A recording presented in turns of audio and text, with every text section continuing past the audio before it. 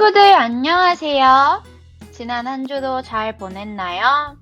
우리 친구들 바이러스 때문에 밖에도 많이 못 나가고 학교도 못 가고 친구들도 못 만나서 슬프겠지만 우리 꼭 다시 볼 날까지 힘내고 견디면서 기다려봐요.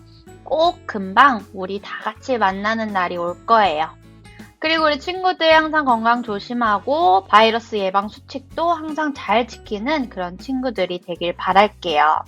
자, 그럼 우리 이제 한국어 중급 제8강을 시작하도록 할게요.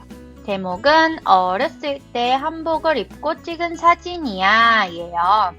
우리 친구들 오늘도 공부할 준비 다 되었나요? 자, 그럼 우리 오늘도 힘차게 공부 시작해 봅시다. 시작!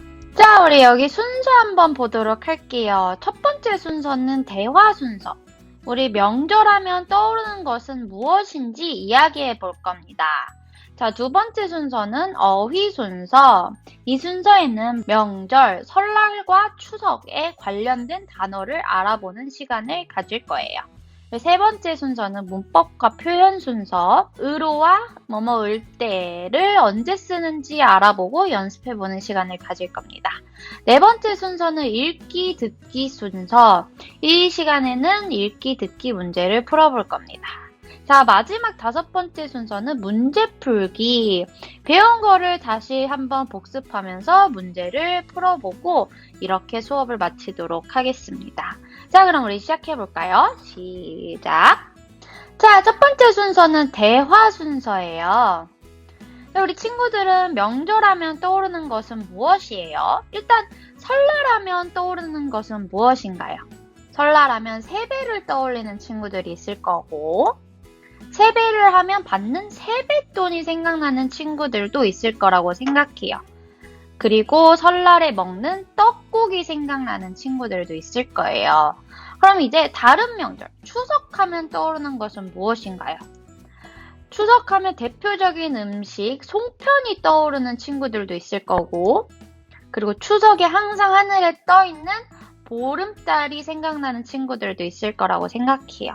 그리고 혹은 추석 같은 명절에 입는 한복을 떠올리는 친구들도 있을 거라고 생각해요. 우리 오늘은 명절에 대해서 이야기해보고 배울 거예요. 우리 한번 다음으로 넘어가서 대화 글을 한번 읽어보도록 할게요. 무슨 사진이에요? 이 대화는 민수와 엄마의 대화예요. 선생님이 한번 천천히 읽을 테니까 우리 친구들도 눈으로 따라서 읽어보세요. 엄마, 이거 무슨 사진이에요? 너 어렸을 때 한복을 입고 찍은 사진이야. 3살 때 할아버지 댁에서 찍었어. 할아버지가 부산에 사셨지요? 응, 설날에 부산 할아버지 댁에 가서 세배도 하고 떡국도 먹었지. 그때 세뱃돈도 받았어요? 그럼 그때 내가 받은 세뱃돈 엄마가 다 저금통에 넣었어. 친구들, 여기서 이야기하는 사진은 무엇일까요? 민수가 어렸을 때 할아버지 댁에서 한복을 입고 찍은 사진에 대해서 이야기하고 있어요. 그리고 그날 설날에 하는 세배, 그리고 떡국, 그리고 세뱃돈에 대해서 이야기하는 것까지 우리가 읽어보았어요.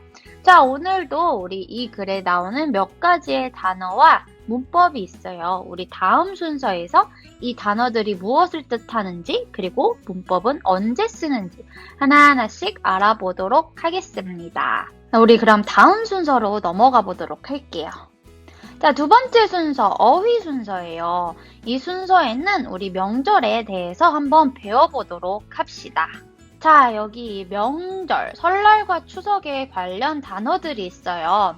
성묘하다, 차례를 지내다, 떡국, 윷놀이, 송편, 세배하다, 덕담하다. 우리 한번 우리 하나하나씩 알아보도록 합시다. 자, 첫 번째 단어 명절. 명절은 전통적으로 해마다 일정하게 지켜 즐기거나 기념하는 때를 명절이라고 해요. 대표적으로는 설날과 추석이 있어요. 포어로는 페리아도라고 할 수 있지만 살짝 다른 느낌이 있어요. 포어에서 얘기하는 페리아도는 공휴일이 더 맞는 말이에요. 공휴일은 나라에서 공식적으로 쉬기로 정해진 날을 이야기해요. 그 중에 설날이나 추석 같은 날도 포함이 돼요. 왜냐, 그 날도 나라에서 공식적으로 정해진 쉬는 날이니까요. 그 외에도 다른 공휴일이 있어요. 예를 들어 신정, 3.1절, 석가탄신일, 어린이날, 현충일, 광복절, 개천절, 한글날, 크리스마스 같은 공휴일이 있습니다. 그렇다면 명절은 무엇일까요? 명절은 선생님이 말했듯이 전통적으로 해마다 일정하게 지켜 즐기거나 기념하는 때예요. 주로 명절에는 가까운 친척을 찾아뵙고 명절 음식을 먹고 조상님의 산소에 찾아가서 성묘를 하는 일들을 합니다. 우리 예문을 한번 볼게요. 아이들은 명절에 예쁜 한복을 입었다. 명절 전날 기차역은 언제나 사람이 많아 북적대었다. 설날이 다가오자 엄마는 명절 맞이에 정신이 없으셨다. 우리 이제는 한국의 대표적인 명절 설날과 추석을 보도록 할게요. 첫 번째, 설날. 설날은 우리나라 명절의 하나예요. 음력으로 1월 1일이에요. 여기서 음력은 달력의 작은 글씨를 말해요. 달력에는 양력과 음력이 표시되어 있는데 양력은 달력에서 큰 글씨를 말하고 음력은 달력에서 나타나는 작은 글씨를 말합니다. 여기 달력에 이렇게 큰 글씨는 양력이고 이렇게 작은 글씨는 음력이에요. 양력은 지구가 태양의 둘레를 한 바퀴 도는데 걸리는 시간을 1년으로 삼아 만든 달력이고 음력은 달이 지구 둘레를 한 바퀴 도는데 걸리는 시간을 한 달로 삼아 만든 달력이에요. 명절은 주로 음력으로 지내고 있어요. 우리 이제 설날을 자세히 한번 보도록 할게요. 설날은 음력 새해가 시작되는 날이에요. 주로 설날에 떡국과 만두를 먹고요. 하는 일은 조상들께 차례를 지내고 부모님과 어른들께 세배를 해요. 그리고 한 해 동안의 복을 빌며 복조리를 걸고 떡국을 먹고 윷놀이와 연날리기와 같은 전통놀이를 해요. 자, 그리고 설날 전날, 설날 다음날, 음력 12월 말일, 1월 1일, 이 일은 공휴일이 됩니다. 이제 우리 예문을 볼게요. 설날 아침에 아이들은 어른들께 세배를 했다. 설날에는 온 가족들이 옹기종기 모여서 윷놀이를 하였다. 설날 아침에 엄마가 끓여준 떡국을 먹었어요. 자, 지금까지 우리 설날의 의미와 설날에 먹는 음식, 하는 일들을 보았고 다음 우리나라의 대표적인 명절 추석을 보도록 할게요. 자, 두 번째 명절은 추석. 추석은 음력 8월 15일 한가위라고도 해요. 추석은 한 해 농사 감사하는 날로 이날에는 햇곡식, 가을에 새로 나온 곡식으로 밥이나 떡을 지어 먹고 대표적인 추석떡으로는 송편이 있습니다. 이게 송편이에요. 자, 하는 일은 조상들께 감사하는 마음을 가지고 차례를 지내고 성묘를 해요. 그리고 강강술래와 씨름 등의 놀이를 하고 송편을 먹습니다. 그리고 추석 전날, 추석 다음날 이렇게 음력 8월 14일, 15일, 16일은 공휴일이 됩니다. 그리고 이제 예문을 볼게요. 우리는 추석을 새러 시골집으로 내려왔다. 황금 같은 추석 연휴를 즐겁게 보냈다. 엄마는 추석 음식으로 크게 한 상 준비하셨다. 자, 우리 지금까지 추석의 의미와 추석에 먹는 음식, 하는 일들을 보았어요. 우리 이제 명절에 관련된 단어들을 하나하나씩 보도록 할게요. 첫 번째 단어, 성묘하다. 포어로는 정확히 번역된 말은 없고 visitar o túmulo de um ancestral라고 할 수 있어요. 조상의 산소는 무덤을 이야기를 해요. 찾아가서 돌보는 일을 성묘라고 합니다. 그래서 보통 우리는 명절에 조상의 묘를 찾아 손질하고 살피는 일을 해요. 단순히 묘를 살피는 것이 아니라 간단한 음식을 가져가서 가족들과 함께 간단한 제사를 지내기도 합니다. 특히 추석에 성묘하는 것을 중요하게 여기고는 했어요. 1년 동안에 거둔 햇곡식을 조상님께 먼저 바친다는 의미가 있었기 때문에 추석에 성묘하는 것을 더 중요하게 여겼다고 합니다. 그래서 우리 이제 예문을 보도록 할게요. 우리 가족은 설날에 할아버지 산소에 가서 성묘를 해요.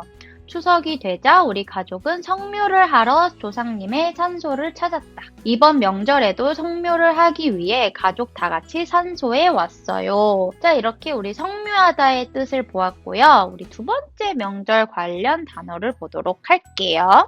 자, 두 번째 단어는 차례를 지내다입니다. 이것도 마찬가지로 pu어로 정확히 나타내는 뜻은 없고 realizar rito comemorativo para antepassados라고 할 수 있어요. 명절날 혹은 조상 생일 등에 간단히 지내는 제사를 차례라고 해요. 보통 이렇게 국, 고기, 생선, 떡 등 음식을 준비해 차례상을 차리고 그 앞에 할아버지와 아버지, 친척들이 모여서 절을 합니다. 이런 것을 차례를 지낸다라고 합니다. 보통 차례는 집에서 지내게 되지만 이렇게 성묘하여 지내는 경우도 있어요. 자, 우리 이제 예문을 볼게요. 우리는 매번 명절에 할머니 댁에서 차례를 지내요. 우리 가족은 산소에서 차례를 지내기 위해 음식을 날랐다. 시어머니께서 며느리한테 차례상 차리는 법을 가르쳐 주셨다. 우리 이렇게 차례를 지내다의 뜻을 보았어요. 우리 이제 세 번째 명절 관련 단어를 보도록 할게요. 자, 세 번째 단어는 떡국이에요. 우리 친구들 떡국은 잘 알 거라고 생각해요. 떡국은 가래떡을 얇게 썰어 맑은 장국에 넣고 끓인 음식으로 새로운 해를 시작하는 음식이에요. 보통 새해 첫날에 떡국을 먹어요. 그래서 떡국을 먹어야 한 살 먹는다라는 이야기가 나오기도 합니다. pu어로는 떡국을 의미하는 뜻은 없고요. sopa de bolo de arroz라고 할 수 있겠습니다. 자, 우리 이제 예문을 볼게요. 떡국을 만들기 위해 떡을 물에 불려 놓았다. 떡국에 김을 뿌려 먹으면 정말 맛있어요. 설날 아침에 떡국을 먹어야 나이를 한 살 더 먹게 되는 거야. 자, 우리 이렇게 떡국의 뜻을 보았고요. 우리 이제 네 번째 명절 관련 단어를 보도록 할게요. 자, 네 번째 단어는 윷놀이입니다. 윷놀이는 편을 갈라 유추로 승부를 겨루는 놀이예요.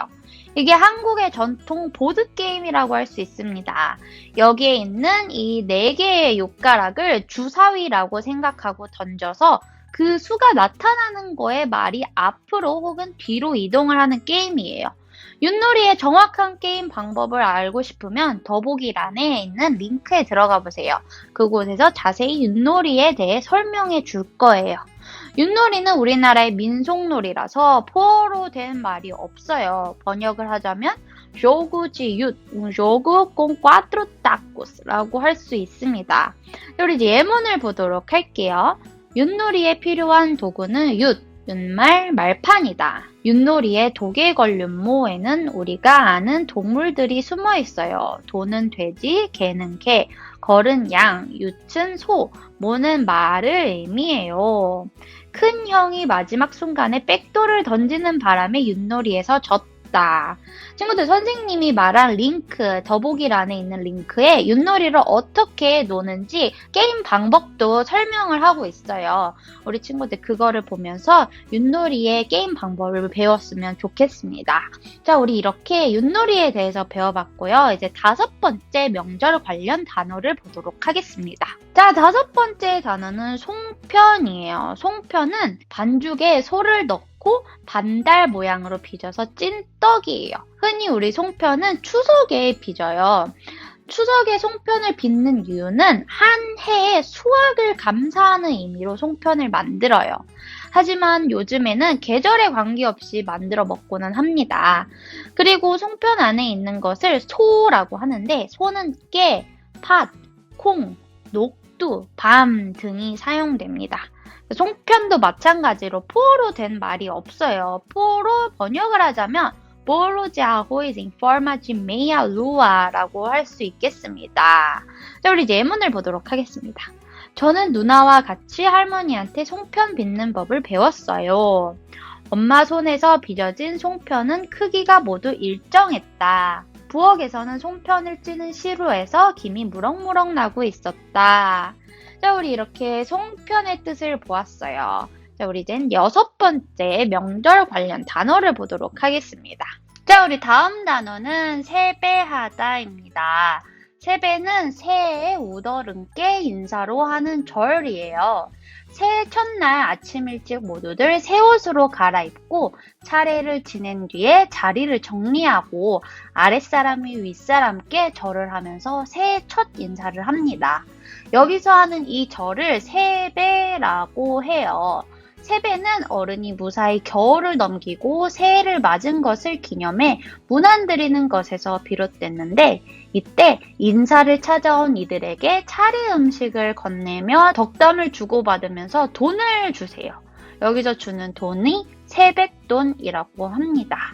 세배도 포로는 단어가 없어요. 그래서 Attujikurvar aos idosos e familiares no ano novo라고 하면 되겠습니다. 우리 이제 예문을 볼게요. 우리는 새해 첫날 할머니 할아버지께 세배를 올렸다. 세배를 드렸더니 할아버지는 세뱃돈을 주셨다. 한복을 얌전히 차려입고 세배를 하러 갔다. 우리 이렇게 세배하다의 뜻을 보았고요. 우리 이제 마지막 명절 관련 단어를 보도록 하겠습니다. 자, 마지막 단어는 덕담하다입니다. 덕담하다는 남이 잘 되길 비는 말을 뜻해요.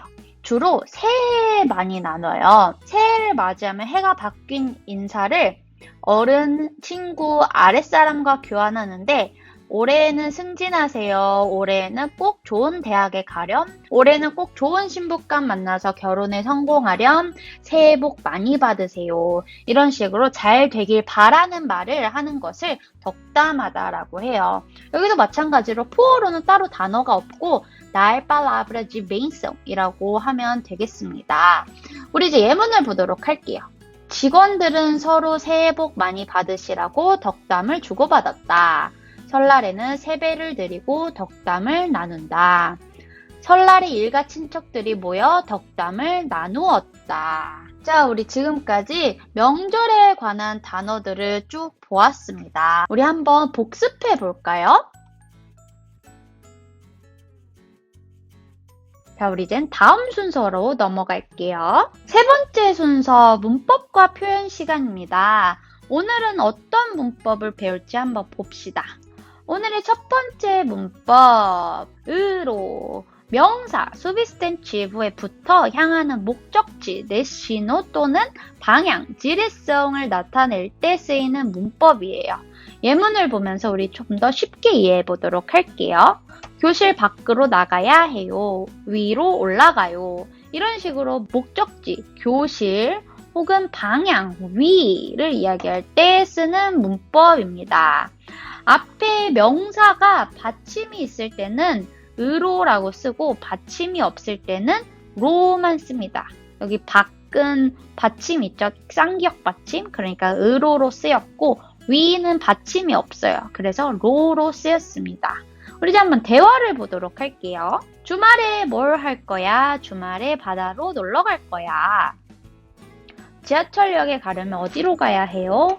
오른쪽으로 가세요. 이런 식으로 으로를 언제 어떻게 쓰이는지 보았어요. 자, 이제 연습을 하면서 으로를 써보도록 할게요. 자, 여기 보기를 볼게요. 1학년 교실이 어디에 있어요?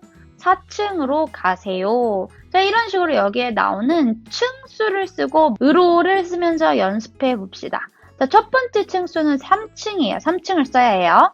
도서관이 어디에 있어요? 3층으로 가세요. 이렇게 쓰면 되겠습니다. 자, 두 번째는 2층이에요. 강당이 2층에 있나 봐요. 강당을 찾고 있어요. 여기 어떻게 써야 될까요? 2층으로 가세요. 이렇게 쓰면 됩니다. 자, 마지막 여기는 1층이에요. 화장실이 어디에 있어요? 1층으로 가세요. 이렇게 쓰면 되겠습니다. 우리 지금까지 첫 번째 문법 으로를 배우고 연습도 해보았어요. 이제 다음 문법으로 넘어가 보도록 할게요. 자, 오늘의 문법 두 번째. 뭐뭐을 때. 어떤 일이 발생한 시간의 순간, 모멘토를 나타낼 때 쓰이는 문법이에요. 우리 예문을 보겠습니다. 밥 먹을 때 젓가락을 사용해요. 노래할 때 기분이 좋아요. 방학 때 한국에 다녀왔어요. 네, 이런 식으로 어떤 시간에 무엇을 했다라는 것을 이야기할 때 뭐뭐을 때를 씁니다. 자, 동사나 형용사에는 받침이 있을 때는 뭐뭐을 때가 쓰이고 받침이 없을 때는 밑에 리을만 쓰고 때를 씁니다. 그리고 명사에는 때만 쓰면 됩니다. 자, 여기 보면은 먹다에는 먹에 받침이 있죠. 그럴 때는 먹을 때 이렇게 되고, 여기 노래하다는 하에 받침이 없으니까 하에 리을만 붙여서 노래할 때 이렇게 됩니다.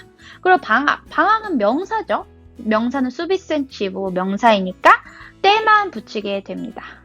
자, 이해했나요? 자, 그럼 우리 이제 대화 한번 보도록 할게요. 자, 첫 번째 대화. 점심 때 뭘 먹었어요? 햄버거를 먹었어요. 음악은 언제 들어요? 저는 숙제할 때 음악을 들어요. 숙제할 때 음악을 듣는 게 되게 좋은 예는 아니지만 그래도 이렇게 예문으로 쓰였네요. 자, 이런 식으로 뭐뭐을 때 어떻게 언제 쓰이는지 보았어요. 자, 우리 이제 연습을 하면서 뭐뭐을 때를 써보도록 하겠습니다. 자, 보기를 볼게요. 자, 여기 친구가 텔레비전을 보고 있는데 여기 남자애가 들어오는 그림이에요. 자, 토마스가 언제 왔어요? 내가 텔레비전을 볼 때 왔어요. 자, 이런 식으로 뭐뭐을 때를 어떻게 쓰는지 연습하면서 배워보도록 할게요. 우리 아까 배운 세배하는 모습의 그림이 있네요. 세배할 때 뭘 입어요? 세배할 때 한복을 입어요. 이렇게 대답을 하면 되겠습니다. 자, 두 번째, 젓가락을 쓰면서 밥을 먹는 친구의 모습이에요. 언제 젓가락을 사용해요? 밥 먹을 때 젓가락을 사용해요. 이렇게 대답을 하면 돼요. 자, 세 번째, 땀이 나서 수건으로 닦는 친구의 그림이에요. 자, 땀이 날 때 어떻게 해요? 땀이 날 때 수건으로 닦아요. 이렇게 쓰면 되겠습니다. 네, 우리 이렇게 두 번째 문법까지 다 보았고요. 우리 이제 다음 순서로 넘어가 볼게요. 자, 네 번째 순서, 읽기와 듣기 시간이에요. 자, 첫 번째, 읽기. 우리 글을 잘 읽고 다음 슬라이드에 나오는 질문에 대답해 봅시다. 선생님이 천천히 읽을 테니까 우리 친구들은 눈으로 따라와 주세요. 오늘은 추석입니다. 우리는 할아버지 댁에서 추석을 보냈습니다. 할머니는 송편 재료를 준비하고 우리를 기다리셨습니다. 저는 작년 추석에 송편을 처음 만들어 봤습니다. 처음 만들 때는 모양이 이상했지만 올해는 예쁜 모양으로 잘 만들 수 있었습니다. 모양이 예쁘니까 송편이 더 맛있었습니다. 추석날 밤에는 보름달을 볼 수 있습니다. 저녁을 먹고 우리는 모두 보름달을 보러 밖에 나갔습니다. 날씨가 좋아서 보름달이 더 크고 밝았습니다. 작년 추석 때처럼 우리 가족은 보름달을 보면서 소원을 빌었습니다. 소원이 이루어질까요? 자, 우리 글을 잘 읽어보았는데 문제를 이제 한번 풀어보도록 할게요. 자, 첫 번째 문제. 추석에 한 일을 고르세요. 1번. 할아버지 할머니께 세배를 하는 모습. 2번. 가족과 송편을 빚는 모습. 3번. 가족과 같이 떡국을 먹는 모습. 4번. 윷놀이를 하는 모습. 정답은 무엇일까요? 네, 정답은 바로 2번. 가족과 송편을 빚는 모습이에요. 여기서 송편 빚는 것만 추석에 하는 것이고 나머지는 다 설날에 하는 거지요. 그래서 정답은 2번입니다. 자, 두 번째, 내용과 같은 것을 고르세요. 1번, 할아버지 할머니와 함께 추석을 보냈습니다. 2번, 우리 가족은 보름달을 보고 소원을 빌었습니다. 3번, 할머니가 송편 재료를 준비하고 우리를 기다렸습니다. 4번, 나는 송편을 처음 만들어서 모양이 이상했습니다. 자, 어떤 게 내용과 다른 것일까요? 네, 4번이에요. 글쓴이는 송편을 작년에 처음 만들어 봤다고 이야기를 한 걸 우리가 봤어요. 그래서 4번은 내용과 다른 것입니다. 자, 우리 친구들 여기 몇 가지 새로운 단어들이 있었을 텐데 옆에 이 보라색 카드를 참고해 주세요. 자, 이제는 우리 친구들 듣기 시간이에요. 기분이 나쁠 때 무엇을 해요? 잘 듣고 질문에 대답해 봅시다. 선생님이 듣기 질문을 들려줄 테니까 잘 듣고 질문에 대답해 보세요. 우진아, 기분이 나쁠 때 뭘 해? 나는 운동을 해. 그럼 기분이 좀 좋아져. 마이클, 너는 뭘 해?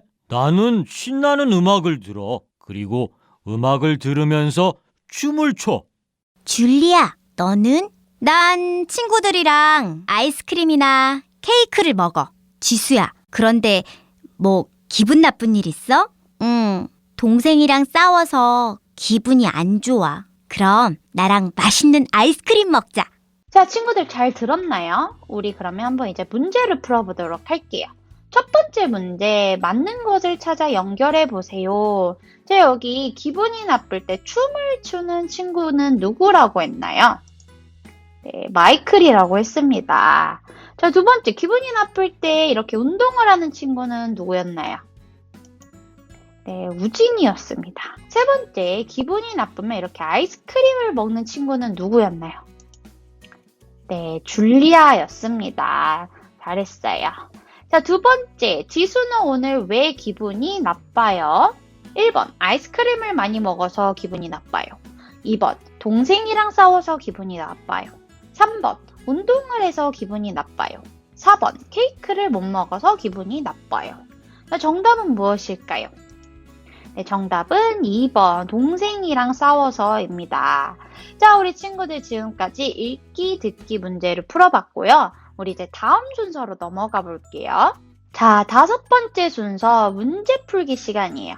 우리 지금까지 배운 것을 복습하면서 문제를 풀어보도록 할게요. 자, 첫 번째 문제, 그림을 보고 알맞은 말을 써보세요. 자, 우리 친구들 잠깐 멈춰서 혼자 풀어보고 나중에 답을 선생님과 한번 맞춰보도록 할게요. 정지 버튼 눌러주세요. 자, 여기 답이 나왔어요. 선생님이 쓴 답이랑 우리 친구들이 쓴 답이랑 잘 맞았나요? 잘했어요. 우리 두 번째 문제로 넘어갈게요. 보기와 같이 써보세요. 여기 보기를 보도록 할게요. 2층 가다 도서관이 있어요. 이거를 2층으로 가면 도서관이 있어요. 이렇게 바꿔 보았어요. 으로를 쓰면서 우리 한번 문제 풀어볼게요. 이제 친구들이 잠깐 멈춰서 여기 세 문제를 풀어보도록 할게요. 정지 버튼 눌러주세요. 자, 여기 답이 나왔어요. 선생님이 쓴 답이랑 우리 친구들이 쓴 답이랑 잘 맞았나요? 만일 선생님과 답을 다르게 썼고 그게 맞는지 확실하지 않으면 댓글에다가 적어주세요. 선생님이 보고 답을 하도록 할게요. 자, 이제 다음 문제로 넘어갈게요. 자, 3번. 그림을 보고 대화를 완성해보세요. 여기 보기를 볼게요. 빵집이 어디에 있어요? 공원에서 오른쪽으로 가세요. 이렇게 여기도 으로를 쓰면서 연습해봅시다. 자, 우리 친구들 잠깐 멈춰서 여기 세 문제를 한번 풀어볼게요. 정지 버튼 눌러주세요. 자, 여기 답이 나왔어요. 선생님이 쓴 답이랑 우리 친구들이 쓴 답이랑 맞았나요? 여기는 그림을 보면서 답하는 것이라 선생님과 답이 다를 수 있어요. 여기선 으로를 쓰는 것이 중요한 것이니까 문법을 잘 썼다면 정말 잘한 겁니다.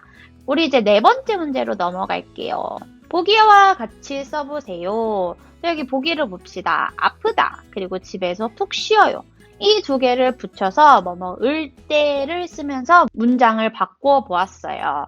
아플 때 집에서 푹 쉬어요. 자, 우리 이제 친구들이 잠깐 멈춰서 여기 세 문제를 풀어보도록 할게요. 정지 버튼 눌러주세요. 자, 여기 답이 나왔어요. 우리 친구들 어떻게 문제 잘 풀었나요? 자, 이제 마지막 문제로 넘어가겠습니다. 5번, 그림을 보고 대화를 완성해보세요. 자, 여기 보기를 볼게요. 학교에서 집에 갈 때 어떻게 가요? 집에 갈 때 스쿨버스를 타고 가요. 자, 이렇게 여기도 을 때 쓰면서 연습해 봅시다. 자, 멈춰서 지금 우리 친구들 여기 세 문제 풀어볼게요. 자, 여기 답이 나왔어요. 우리 친구들 선생님이랑 쓴 답이랑 우리 친구들이 쓴 답 맞았나요? 만약에 우리 친구들이 쓴 답이 맞는지 아닌지 확실하지 않다면 선생님한테 댓글에다가 적어주세요. 자, 친구들 이렇게 우리 한국어 중급 제8강은 끝이 났어요. 오늘 수업도 어땠나요? 재미있었나요? 오늘도 우리 친구들 즐거운 시간이 되었길 바라고 오늘 하루도 행복한 하루 보내세요. 우리는 다음 시간에 만나도록 할게요. 안녕.